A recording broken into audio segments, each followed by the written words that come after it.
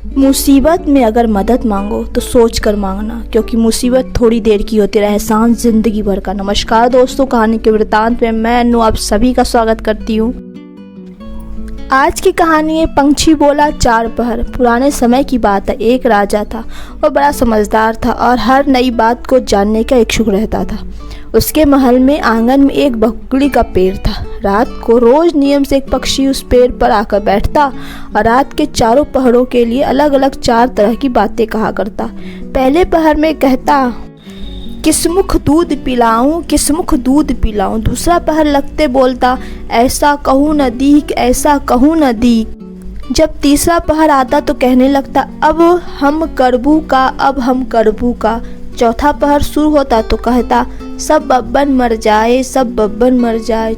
राजा रोज रात को जाकर पक्षी के मुख से चारों पहरों की चार अलग अलग बातें सुनता। सोचता पक्षी क्या कहता, पर उसकी समझ में कुछ ना आता। राजा की चिंता बढ़ती गई। जब वह उसका अर्थ निकालने में असफल रहा तो हार कर उसने अपने पुरोहित को बुलाया, उसे सब हाल सुनाया और उससे पक्षी के प्रश्नों का उत्तर पूछा। पुरोहित भी एक साथ उत्तर नहीं दे सका। उसने कुछ समय की मुहलत मांगी और चिंतित होकर घर चला आया। उसके सिर में राजा की पूछी गई चारों बातें बरकरार चक्कर काटती रही। वह बहुतेरा सोचता पर उसे कोई जवाब न सूझता। अपने पति को हैरान देखकर ब्राह्मणी ने पूछा, तुम इतने परेशान क्यों दिखते हो? मुझे बताओ, बात क्या है?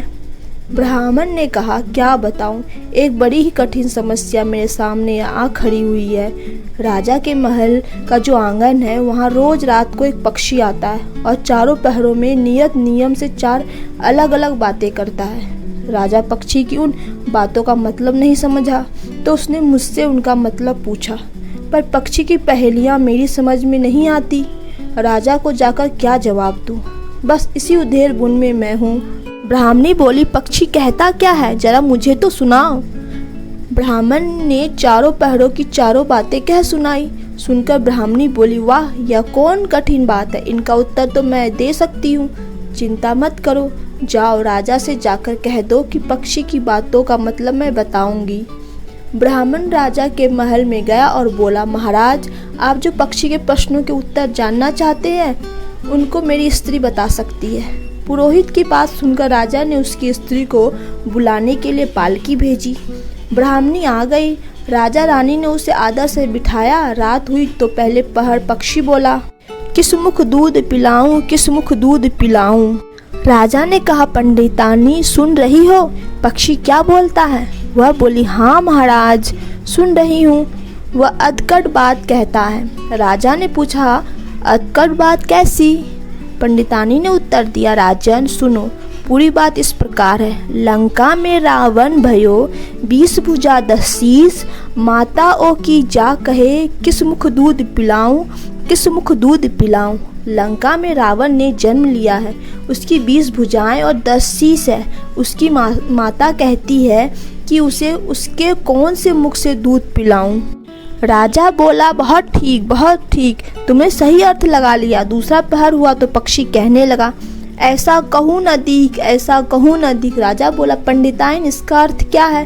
पंडिताइन ने समझाया, महाराज सुनो, पक्षी बोलता है, घर जम नवदीप, बिना चिंता को आदमी, ऐसो कहूँ न दीक, ऐसे कहूँ न दीक। चारों दिशा सारी पृथ्वी नवखंड सभी छान डालो, पर बिना चिंता का आदमी नहीं मिलेगा। मनुष्य को कोई न कोई चिंता हर समय लगी ही रहती है।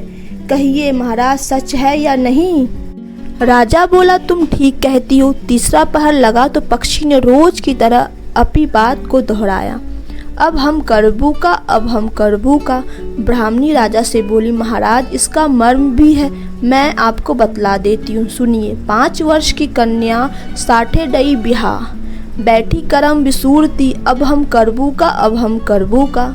5 वर्ष की कन्या को 60 वर्ष के बूढ़े के गले बांध दो तो बेचारी अपना करम पीट कर यही कहेगी, अब हम करबू का, अब हम करबू का। सही है ना महाराज? राजा बोला, पंडितानी तुम्हारी यह बात भी सही लगी।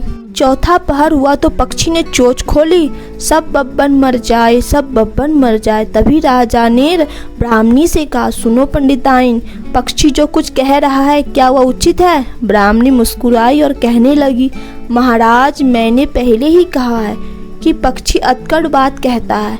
वह तो ऐसे सब ब्राह्मणों के मरने की बात कहता है। विश्वास अंग जो करे, सुरा मांस जो खाए, बिना सपड़े भोजन करे, वो सब बब्बन मर जाए, वो सब बब्बन मर जाए। जो ब्राह्मण वैश्या की संगति करते हैं, सुरा और मांस का सेवन करते हैं और बिना स्नान किए भोजन करते हैं, ऐसे सब ब्राह्मणों को मर जाना ही उचित है। जब बोलिया पक्षी का कहना ठीक है या नहीं? राजा ने कहा, तुम्हारी चारों बातें 52 तोला पावरत्ती ठीक लगी, तुम्हारी बुद्धि धन्य है। राजा रानी ने उसको बढ़िया कपड़े गहने देकर मान सम्मान से विदा किया। अब पुरोहित का आदर भी राज दरबार में पहले से अधिक बढ़ गया। दोस्तों, तो कहानी कैसी लगी आप अपने कमेंट के द्वारा हमें अवश्य बताएं। पसंद आने पर